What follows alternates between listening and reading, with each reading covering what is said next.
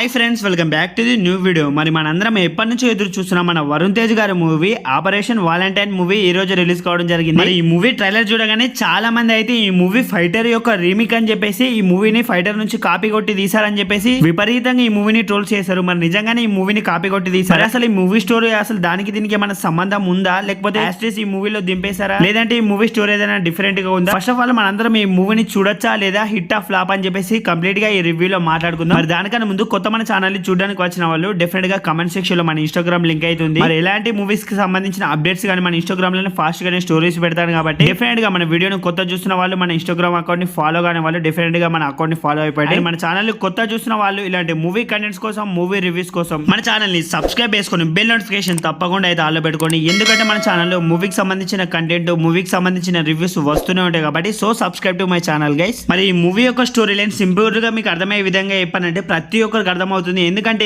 Real life story కాబట్టి. అదే మన సోల్జర్స్ చనిపోయారు గుర్తుందా వ్యాలంటైన్స్ డే రోజు. మరి దానిపై వచ్చిన కాన్సెప్ట్ తో వచ్చిన మూవీ ఇది. మరి ఆ తర్వాత మన హీరో పాకిస్తాన్ మీద ఎలా అటాక్ చేశాడని చెప్పేసి ఇదంతా మీరు థియేటర్ లో ఎక్స్పీరియన్స్ చేస్తారు. మరి చాలా మంది ఫైటర్ మూవీ చూసాక ఈ మూవీ ట్రైలర్ చూడగానే నిజంగానే ఇవి రెండు మూవీస్ అయితే కాపీయా, మరి ఫైటర్ నుంచి ఈ మూవీ కాపీ కొట్టారని చెప్పేసి అడిగారు. మరి ఫైటర్ మూవీ చూసిన వాళ్ళకి ఈ మూవీ చూస్తే చాలా సీన్స్ అయితే డెఫినెట్ గా కాపీ కొట్టారు అనుకుంటారు మీరైతే. ఎందుకంటే ఈ మూవీలో యాస్టిస్ ఆ మూవీలో ఉండే సీన్స్ చాలా వరకు ఉన్నాయి. అవన్నీ నేను మాటల్లో చెప్పలేను. ఫైటర్ మూవీ చూసిన వాళ్ళకి ఈ మూవీని థియేటర్ లో చూస్తే డెఫినెట్ గా అరే ఏంట్రా ఫైటర్ నుంచి కాపీ కొట్టారన్న ఫీలింగ్ డెఫినెట్ గా కలుగుతుంది. మరి నాకు తెలిసి ఈ మూవీ బాలీవుడ్ లో డెఫినెట్ గా దెబ్బ పడేలానే ఉంది. ఎందుకంటే ఈ మూవీని చూస్తే డెఫినెట్ గా ఫైటర్ సీన్స్ చూసిన ఫీలింగ్ వాళ్ళకు కూడా కలుగుతుంది. ఎందుకంటే బాలీవుడ్ వాళ్ళకైతే ఫైటర్ ఎప్పుడో రిలీజ్ అయిపోయింది, ఆల్రెడీ వాళ్ళందరూ ఆ మూవీని చూస్తుంటారు. మరి ఈ మూవీని పాన్ ఇండియా వాడిగా రిలీజ్ చేశారు. బాలీవుడ్ కలెక్షన్స్ అయితే చాలా డిఫరెన్స్ అయితే చూపిస్తాయి. చూడాలి అక్కడ అయితే ఎంతలా సక్సెస్ అవుతుంది ఈ మూవీ అని చెప్పేసి. మరి ఈ విషయంలో మన తెలుగు వాళ్ళ ఆడియన్స్ కి అయితే నెక్స్ట్ లెవెల్ లక్ ఉంది. ఎందుకంటే చాలా మంది హిందీలో ఆల్రెడీ ఫైటర్ ని అయితే మన తెలుగులో చూడరు. ఎందుకంటే చాలా మందికి అయితే హిందీ రాదు. హిందీలో ఎవరు చూస్తారా అని చెప్పేసి చూడని వాళ్ళకైతే మంచి లక్. ఎందుకంటే ఈ మూవీని ఫస్ట్ టైం చూస్తున్న ఫీల్ మీకు కూడా కలుగుతుంది. అండ్ తెలుగులో చూసే వాళ్ళకు డెఫినెట్ గా మంచి ఎక్స్పీరియన్స్ అవుతుంది ఈ మూవీ. ఎందుకంటే ఈ మూవీలో గుస్ బంప్ సీన్స్ అయితే చాలా ఉంటాయి. అండ్ దేశభక్తికి సంబంధించిన మూమెంట్స్ కానీ, నెక్స్ట్ లెవెల్ లో ఉండే ఫైట్ సీక్వెన్స్, ఆ హెయిర్ లో జరిగే ఆ ఫైట్స్ కానీ, అండ్ ఆ రాకెట్ తో జరిగే సీన్స్ ఉంటాయి మూవీలో. నెక్స్ట్ లెవెల్ లో డెఫినెట్ గా ఎక్స్పీరియన్స్ అయితే చేస్తారు మీరు థియేటర్ లో. మరి ఫస్ట్ మేము ఈ మూవీని థియేటర్ లో చూడాలా లేదా అంటే డెఫినెట్ గా మీరు థియేటర్ లో చూడగలిగిన మూవీ, చూసే మూవీ కూడా ఇది. డెఫినెట్ గా థియేటర్ లో చూడడానికి ప్రయత్నించండి. మరి ఫైటర్ సీన్స్ కాపీ ఉన్నాయి, ఫైటర్ తో సేమ్ టు సేమ్ ఉన్నాయని చెప్పేసి ఇవన్నీ ఇగ్నోర్ చేసేస్తే డెఫినెట్ గా ఈ మూవీని మీరు థియేటర్ లో చాలా బాగా ఎంజాయ్ చేస్తారు. చెప్తున్నా కదా